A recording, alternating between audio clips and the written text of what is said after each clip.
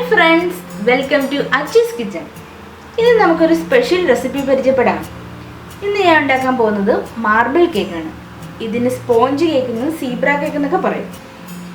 നമുക്ക് ഓവനോ ബീറ്ററോ ഒന്നും ഇല്ലാതെ തന്നെ വളരെ കുറച്ച് ഇൻഗ്രീഡിയൻസ് വെച്ച് വളരെ കുറച്ച് ടൈം കൊണ്ട് ഉണ്ടാക്കിയെടുക്കാൻ പറ്റുന്ന ഒരു കേക്കാണിത്. ഇനി ഇത് ഓവനും ബീറ്ററും ഒക്കെ ഉപയോഗിച്ചും ഇത് ചെയ്യാം. എന്നാലും അതൊന്നും ഇല്ലാത്തവർക്ക് വേണ്ടിയാണ് ഞാനിപ്പോൾ ഇത് പ്രസൻറ്റ് ചെയ്യുന്നത്. ഇനി ഇതിന് എന്തൊക്കെ ഇൻഗ്രീഡിയൻസ് വേണമെന്ന് നമുക്ക് നോക്കാം.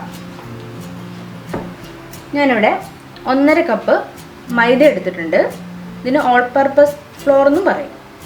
പിന്നെ 3 മുട്ട വേണം, പാല് വേണം, പിന്നെ കൊക്കോ പൗഡർ വേണം, പിന്നെ കണ്ടൻസ്ഡ് മിൽക്ക് വേണം, ബേക്കിംഗ് പൗഡർ വേണം, ബേക്കിംഗ് സോഡ വേണം, വാനില എസൻസ് വേണം, ഓയിൽ വേണം. ഞാനിവിടെ സൺഫ്ലവർ ഓയിലാണ് എടുത്തേക്കുന്നത്. ബട്ടർ എടുത്താലും മതി. പിന്നെ പഞ്ചസാര വേണം. ഇത്ര സാധനങ്ങളാണ് ഇതിന് വേണ്ടത്. ഇനി ഇതിൻ്റെയൊക്കെ അളവ് ഞാൻ ഇത് ചെയ്യാൻ നേരത്തെ പറയാം. ആദ്യം നമുക്ക് ഈ പൊടികളൊക്കെ ഒന്ന് മിക്സ് ചെയ്യാം. ഞാനിവിടെ 1.5 കപ്പ് മൈദ എടുത്ത്, ഇതൊരു കപ്പാണ്, ഇത് 1/2 കപ്പ്, 1.5 കപ്പ് മൈദ എടുത്തിട്ടുണ്ട്.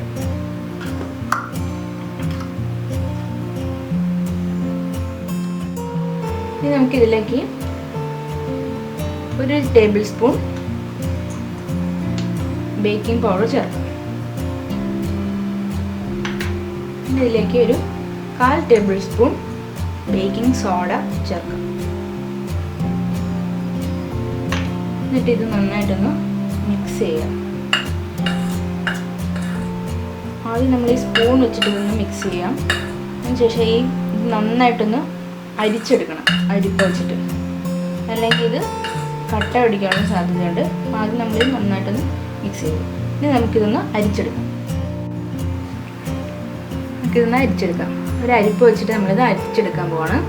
കുറച്ചുകൂടെ വലിയ അരിപ്പ വെച്ചിട്ട് അരിക്കുകയാണെങ്കിൽ പെട്ടെന്ന് നമുക്ക് ചെയ്തെടുക്കാൻ പറ്റും.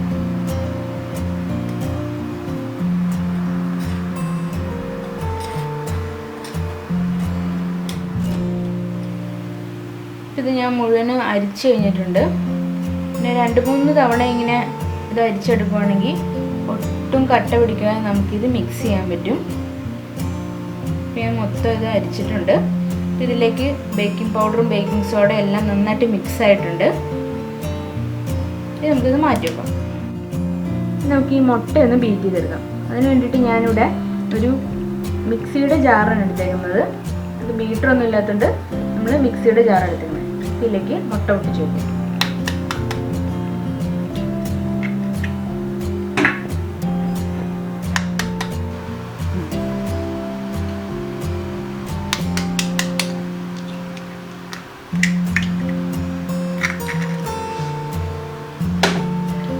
മുട്ട ഞാൻ എടുത്തിട്ടുണ്ട്. ഇനി നമുക്കിതിലേക്ക് പഞ്ചസാര ചേർക്കാം. ഞാനിവിടെ 1 കപ്പ് പഞ്ചസാരയാണ് എടുത്തേക്കുന്നത്. ഇത് പൊടിക്കാത്ത പഞ്ചസാരയാണ്. നമ്മളിതിലേക്ക് ചേർക്കുമ്പോൾ ഇതിൻ്റെ കൂടെ ഇത് മിക്സ് ആയിക്കോളും. ഇനി ഇത് ബീറ്റർ വെച്ച് ഉപയോഗിച്ച് ചെയ്യുന്നവരുണ്ടെങ്കിൽ പഞ്ചസാര പൊടിച്ച് ചേർക്കണം. അതിന് 1/2 കപ്പ് ചേർത്താൽ മതി. അപ്പോൾ നമ്മൾ ഇതിനകത്തേക്ക് ചേർക്കുന്നുണ്ട് 1 കപ്പ് പഞ്ചസാര ചേർക്കണം.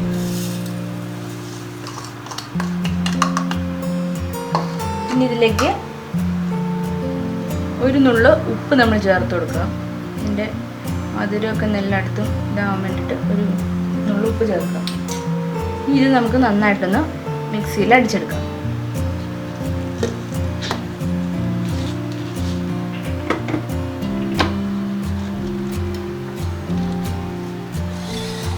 മിക്സിയിൽ അടിച്ചെടുക്കുമ്പോൾ ഇത് ആദ്യമേ തന്നെ ഭയങ്കര സ്പീഡിൽ അടിക്കരുത്. പതുക്കെ പതുക്കെ ഇതൊന്ന് മിക്സ് ചെയ്ത് എടുക്കുക. ഒരുപാട് അങ്ങ് അടിച്ച് വെക്കരുത്. ഇങ്ങനെ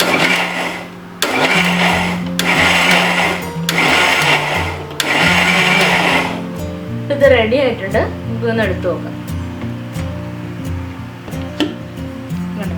നന്നായിട്ട് മിക്സ് ആയിട്ടുണ്ട്. പഞ്ചസാരയും മുട്ടയൊക്കെ കൂടെ നന്നായിട്ട് മിക്സ് ആയിട്ടുണ്ട്. ഇത് നമുക്കിനി ഒരു ബൗളിലേക്ക് മാറ്റാം. ഇത് ഈ ബൗളിലേക്ക് മാറ്റാണ്.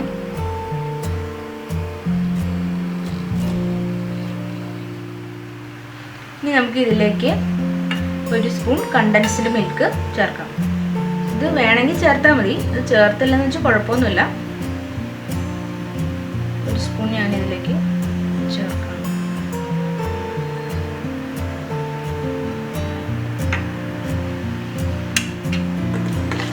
എന്നിട്ടൊന്ന് മിക്സ് ചെയ്യുക.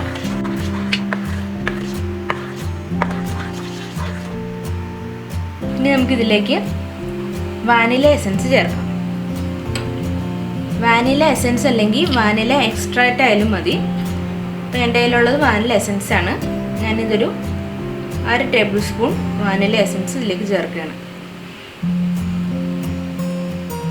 ഇത് ചേർക്കുമ്പോൾ ഈ മുട്ടയുടെ സ്മെല്ലൊക്കെ ഒന്ന് പോകാൻ വേണ്ടിയിട്ടാണ് ഇത് ചേർക്കുന്നത്. പിന്നെ നല്ല ടേസ്റ്റും ഉണ്ടാവും. ഞാൻ ഈ വാനില എസൻസ് ഇതിലേക്ക് ഒന്ന് മിക്സ് ചെയ്ത് കൊടുത്തു. ഇനി നമുക്കിതിലേക്ക് നമ്മൾ മിക്സ് ചെയ്ത് വെച്ചേക്കുന്ന ഈ പൊടി ചേർത്ത് കൊടുക്കാം. കുറേശ്ശെ നമ്മൾ ചേർത്ത് ഇളക്കിക്കൊണ്ടിരിക്കണം. മുഴുവനായിട്ട് ആദ്യം ചേർക്കരുത്. നമ്മൾ ഇങ്ങനത്തെ ഒരു സ്പൂണാണ് ഇതിന് വേണ്ടിയിട്ട് എടുക്കുന്നത്.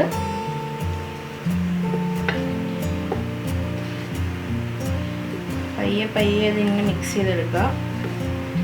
ഒരേ ഡയറക്ഷനിലേക്ക് തന്നെ ഇങ്ങനെ മിക്സ് ചെയ്യുക.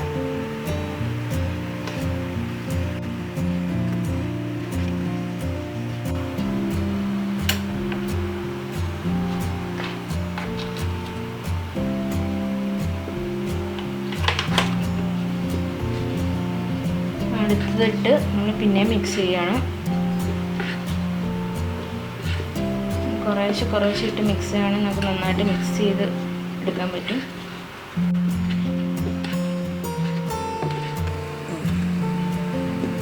അപ്പോൾ ഞാനിത് നമ്മൾ എടുത്ത് വെച്ചിരുന്ന പൊടിയെല്ലാം ഇതിനകത്തേക്ക് നന്നായി മിക്സ് ചെയ്തിട്ടുണ്ട്. ഇനി നമുക്കിതിലേക്ക് 2 ടേബിൾ സ്പൂൺ പാല് ചേർത്ത് കൊടുക്കാം. സാധാരണ പാലാണ്. 2 ടേബിൾ സ്പൂൺ ഞാനിതിലേക്ക് ചേർത്ത് കൊടുക്കണം. ഇതൊന്നും കൂടെ നന്നായിട്ട് മിക്സ് ചെയ്യും. ഞാൻ നേരത്തെ പറയാൻ വിട്ടുപോയി, നമ്മളിതിലേക്ക് ചേർക്കുന്ന മുട്ടയും പാലൊക്കെ ഫ്രിഡ്ജിലിരിക്കുകയാണെങ്കിൽ നമ്മളിത് ഉണ്ടാക്കുന്നതിന് 1 മണിക്കൂർ മുമ്പ് ഇത് പുറത്തെടുത്ത് വെച്ചിട്ട് റൂം ടെമ്പറേച്ചർ ആയതിനു ശേഷം മാത്രമേ നമ്മൾ ഇതിനകത്തേക്ക് ചേർക്കാൻ പാടുള്ളൂ. പിന്നെ നമ്മുടെ ബേക്കിംഗ് പൗഡറും ബേക്കിംഗ് സോഡയൊക്കെ എക്സ്പയറി ആയതാണോ എന്ന് പ്രത്യേകം ശ്രദ്ധിക്കണം. അപ്പോൾ അത് ഈ രീതിയിൽ ഇങ്ങനെ മിക്സ് ചെയ്തെടുക്കണം. അങ്ങോട്ടും ഇങ്ങോട്ടും ഇട്ട് കറക്കരുത്. ഇതേപോലെ ഇത് ഇങ്ങനെ മിക്സ് ചെയ്യും. ഈ ബാറ്റർ നല്ല രീതിയിൽ ഒരു ക്രീമി പോലെ ആയിട്ടുണ്ട്. ഒരുപാട് തിക്കായിട്ടിരിക്കുകയാണെങ്കിൽ ഇതിലേക്ക് കുറച്ചുകൂടെ പാല് ചേർത്ത് കൊടുക്കുക കേട്ടോ. ഒത്തിരി വെള്ളമായി പോകരുത്. ഈ ഒരു രീതിയിൽ ഇതിരിക്കണം. നമ്മുടെ ബാറ്റർ ഇവിടെ റെഡി ആയിട്ടുണ്ട്. ഇനി ഞാനിത് വാനിലയും ചോക്ലേറ്റും മിക്സ് ചെയ്തിട്ടാണ് ഈ കേക്ക് ഉണ്ടാക്കുന്നത്. അപ്പോൾ ഞാൻ ഇതിനകത്ത് നിന്ന് പകുതി ബാറ്റർ എടുത്ത് വേറൊരു പാത്രത്തിലേക്ക് മാറ്റിയിട്ട് അതിലേക്ക് കൊക്കോ പൗഡർ ചേർക്കാൻ പോവാണ്. ഇനിയിപ്പോൾ നിങ്ങൾക്ക് വാനില കേക്ക് മാത്രമായിട്ട് ഉണ്ടാക്കണമെങ്കിൽ ഈ ബാറ്റർ തന്നെ ഡയറക്റ്റായിട്ട് ഒഴിച്ച് നമുക്ക് ഉണ്ടാക്കാം. അപ്പം ഞാനിത് ഇതിൻ്റെ പകുതി വേറൊരു ബൗളിലേക്ക് മാറ്റുകയാണ്.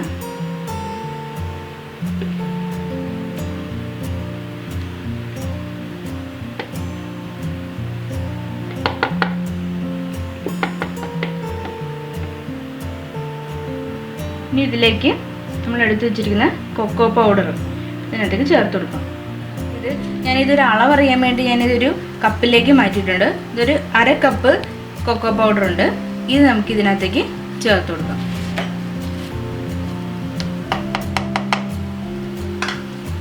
എന്നിട്ട് നന്നായിട്ടൊന്ന് മിക്സ് ചെയ്യാം. ഈ ബാറ്റർ ഒന്ന് തിക്കായിട്ടിരിക്കും. നമ്മൾ ഇതിനകത്തേക്ക് ഒരു 2 ടേബിൾ സ്പൂണോളം പാല് ഒന്ന് ചേർത്ത് കൊടുക്കുകയാണെങ്കിൽ കുറച്ചുകൂടെ ലൂസായിട്ട് കിട്ടും നമുക്ക്. ഇതിനകത്തേക്ക് 2 ടേബിൾ സ്പൂൺ പാല് ചേർക്കാം.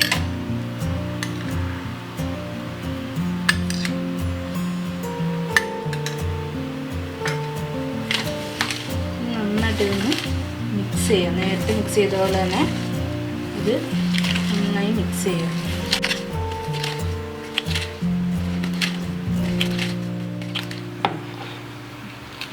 ഇത് നന്നായിട്ട് മിക്സ് ആയിട്ടുണ്ട്. നമ്മൾ ഈ കൊക്കോ പൗഡർ ഇതിനകത്തേക്ക് ചേർക്കുമ്പം ശ്രദ്ധിക്കേണ്ട ഒരു കാര്യം, 2 രീതിയിലുള്ള കൊക്കോ പൗഡർ ഉണ്ട്. മധുരമുള്ളതും മധുരമില്ലാത്തതും ഉണ്ട്. അപ്പം മധുരമില്ലാത്ത കൊക്കോ പൗഡറാണ് നമ്മൾ ചേർക്കുന്നതെങ്കിൽ ഇതിലേക്കൊരു 1/4 കപ്പ് പൊടിച്ച പഞ്ചസാര ചേർക്കണം. അപ്പം ഞാനിവിടെ എടുത്തേക്കുന്ന മധുരമുള്ളതാണ്, അതുകൊണ്ട് ഞാനിവിടെ പഞ്ചസാര ചേർക്കുന്നില്ല. ഇത് നന്നായിട്ട് നല്ല രീതിയിൽ ഇത് മിക്സ് ആയിട്ടുണ്ട്. അപ്പോൾ നമ്മുടെ 2 ബാറ്ററും ഇവിടെ റെഡി ആയിട്ടുണ്ട്.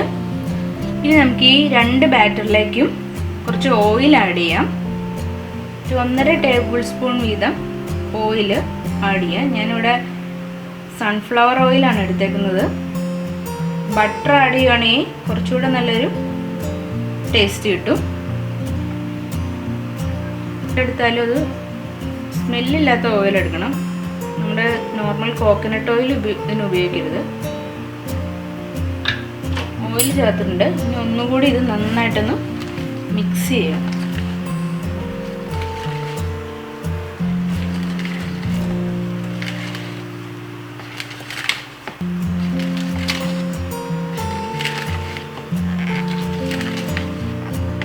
ഇതും കൂടെ നമുക്കൊന്ന് മിക്സ് ചെയ്തെടുക്കാം.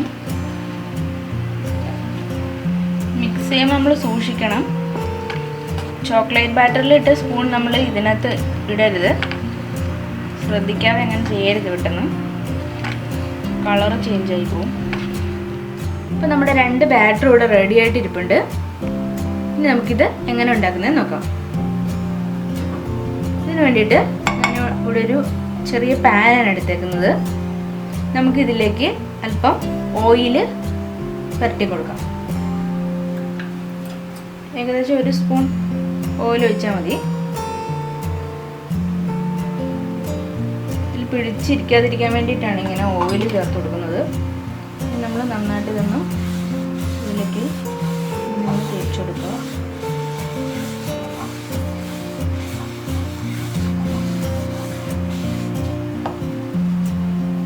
ഇനി നമുക്ക് ഈ ബാറ്റർ ഒഴിച്ചു കൊടുക്കാം. നമുക്ക് ആദ്യം ഈ വാനില ബാറ്റർ ഒരു തവി എടുത്തിട്ട് നമ്മൾ ഈ പാൻ്റെ നടുവിലോട്ട് ഇങ്ങനെ ഇത് ഒഴിച്ചു കൊടുക്കുക.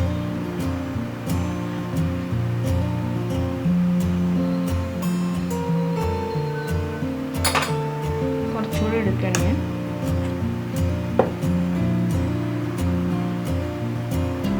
ഒഴിക്കുമ്പോൾ ഇത് നടുക്കേക്ക് ഒഴിക്കണം.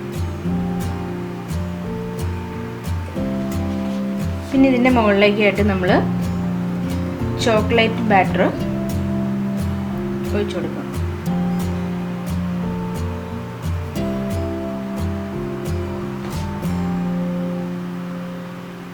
വളരെ സാവധാനം വേണം നമ്മളിത് ചെയ്യാൻ.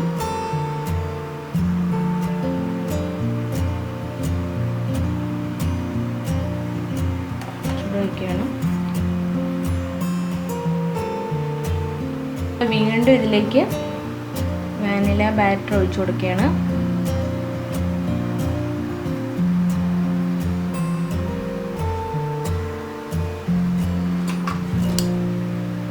സ്പൂൺ വെച്ച് ഇതൊന്ന് ഇട്ട് കൊടുക്കുക. പിന്നെ അതിൻ്റെ മുകളിലേക്ക് നമ്മൾ ചോക്ലേറ്റ് ബാറ്റർ ഇടുകയാണ്. പിന്നെ ലെയറായിട്ട് നമ്മളിതിങ്ങനെ മുഴുവനും ഇട്ട് കൊടുക്കണം.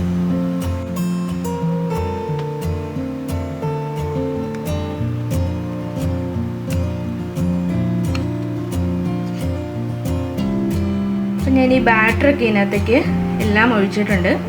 ഇനി നമ്മൾ ഇതുപോലെ ഒരു ടൂത്ത് പിക്ക് എടുക്കുക. എന്നിട്ട് നമ്മൾ ഇതേപോലെ ഇങ്ങനെയൊന്ന് വരഞ്ഞു കൊടുക്കുക. നല്ലൊരു ഡിസൈനായിട്ട് നമുക്ക് കിട്ടും.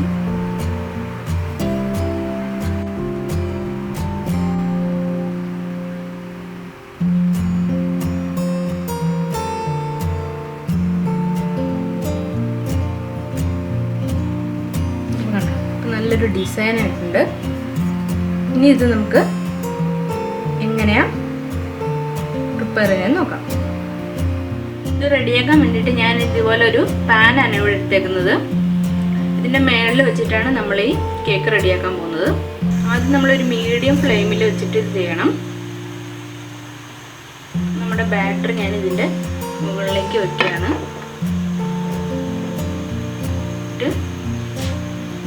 ഇതൊന്ന് അടച്ചു വെക്കുകയാണ്. നന്നായിട്ട് എയർ ടൈറ്റ് ആയിട്ടുള്ള ഒരു വെയിറ്റ് ഉള്ളൊരു മൂടിയാണിത്. ഇതിൻ്റെ ഇവിടെ നമ്മളൊരു ഹോള് കണ്ടില്ലേ, ഈ ഹോള് നമ്മളിത് ഒരു ചെറിയ പേപ്പർ എന്തെങ്കിലും വെച്ചിട്ട് ഇതൊന്ന് അടച്ചു വയ്ക്കുക. എയർ പുറത്തേക്ക് പോകാതിരിക്കാൻ വേണ്ടിയിട്ടാണ് ഇങ്ങനെ ചെയ്യുന്നത്. നമ്മൾ വേറെ എന്തെങ്കിലും മൂടി അതിന് വേണ്ടിയിട്ട് ഉപയോഗിക്കുന്നതെങ്കിൽ അതിൻ്റെ പുറത്ത് നമ്മൾ വെയിറ്റ് വെക്കണം. ശേഷം നമ്മളിതൊരു ഏറ്റവും ലോ ഫ്ലെയിമിൽ ഇട്ടിട്ട് വേണം ഇത് ചെയ്തെടുക്കാൻ വേണ്ടിയിട്ട്. ഇതിങ്ങനെ ഒരു 30 മിനിറ്റോളം ഇത് കുക്കാവണം. ഇടയ്ക്കിടയ്ക്ക് നമ്മളിത് തുറന്ന് നോക്കരുത്. 30 മിനിറ്റിന് ശേഷം നമ്മളിത് തുറന്ന് നോക്കാൻ പാടുള്ളൂ.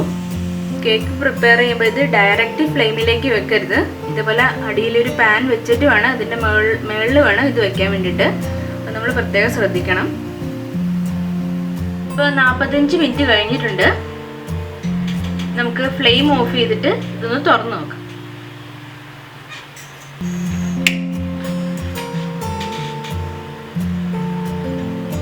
നമ്മുടെ കേക്ക് ഇവിടെ റെഡി ആയിട്ടുണ്ട്.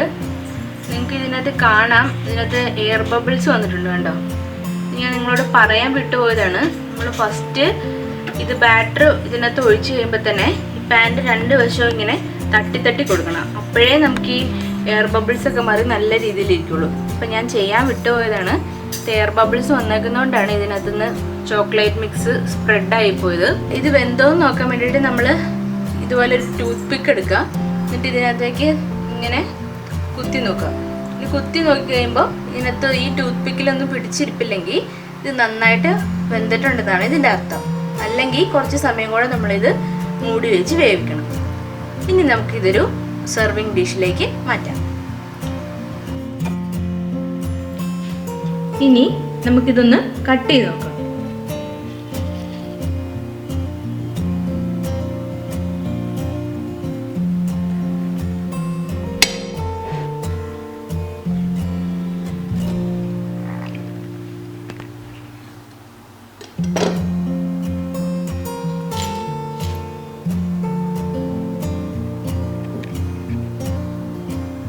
അപ്പോൾ നിങ്ങൾക്ക് കാണാം ഈ കേക്ക് കണ്ടോ, ഇത്രയും സോഫ്റ്റ് ആയിരിക്കും. ഇത് നല്ല സോഫ്റ്റായിട്ട് ഇരിപ്പുണ്ട്, നല്ല പഞ്ഞി പോലെ ഇരിപ്പുണ്ട്. ഇതുപോലെ നമുക്ക് ഓരോ പീസും കട്ട് ചെയ്തെടുക്കാം.